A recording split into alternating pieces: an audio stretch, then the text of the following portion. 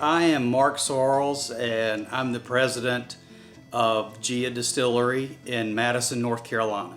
We offer a FJW, which is our Solera style whiskey, and it's made with a bourbon mash bill. So it's basically a bourbon, it's just not put into a new barrel. What happens with Solera style is we waterfall the barrels, so they're stacked vertically, and when we go to bottle, we only take like 5 gallons out of each bottom barrel. And what happens then is we roll down 5 gallons, 5 gallons, 5 gallons, 5 gallons, and put the new clear stuff on the top. So what it is you get a mixture of all the ages. And we make a grappa. It's called Francesca Grappa. We use the whole grape, the stems, the skins, and the juice. It's a lot smoother. It's more like a brandy. So we always tell everybody that it has the bite of a grappa on the front and finishes like a cognac.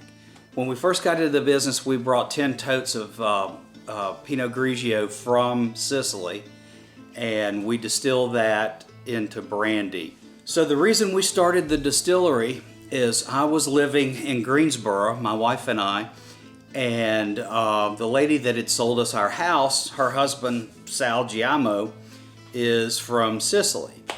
And every year for Christmas, I made little specialty rums or limoncellos for all my friends, and I had made them some. And Sal said, "Can you make grappa?" And I was like, "I don't know what grappa is." And he said, "Well, go buy a bottle." So I did, and told him it was the nastiest stuff I had ever had. I don't want to make it. And that's when he came and said, "We're going to use the whole grape, make it the old-fashioned way like they used to in Sicily 400 years ago." And so when we did that, I enjoyed the taste, and we kind of started the distillery and went from there.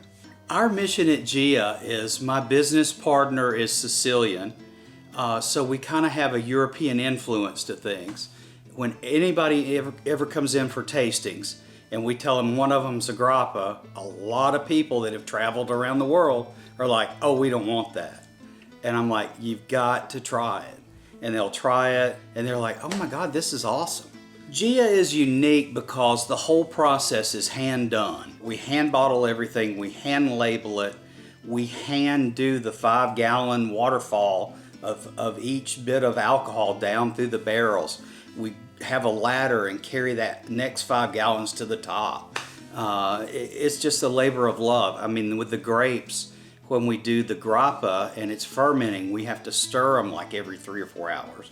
And it's very heavy. I broke a couple of stainless steel paddles trying to stir it, but you stir those every couple of hours for the first 4 or 5 days. So it's a labor of love, and it kind of passes through into the bottle of alcohol that we actually make.